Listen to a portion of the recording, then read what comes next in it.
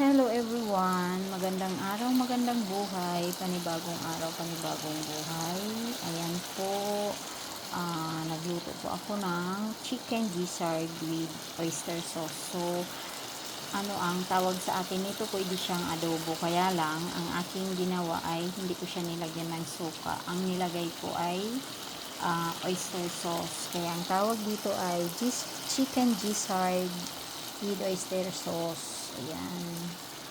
Balon-balunan, walang atay. Ayan.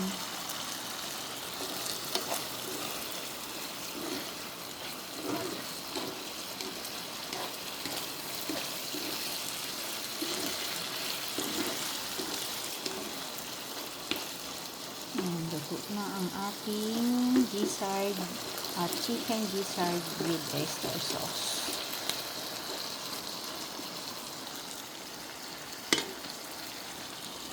Ayan, cooking is done.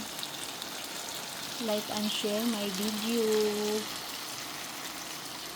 Luto na ang ating chicken gizzard with oyster sauce.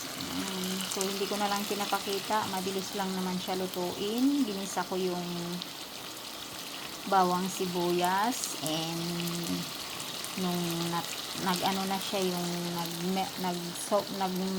ano na yung sibuyas at saka bawang, nagkulay brown, nilagay ko na yung chicken gizzard.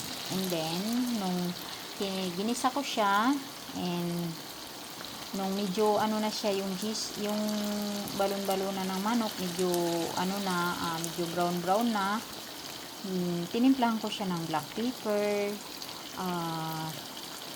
ginger powder dahil wala kaming press na ginger, and nilagyan ko siya ng seasoning salt. Pero kung wala kayong seasoning salt, yung magic sarap or bitsin, ganun lang. And tinimplahan ko siya ng soy sauce, 2 spoon, and 1 spoon sesame oil, and then 1 spoon tuna sauce.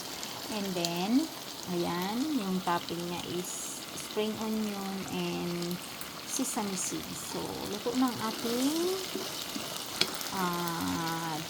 chicken gizzard with oyster sauce. Thank you so much. Like and share my video.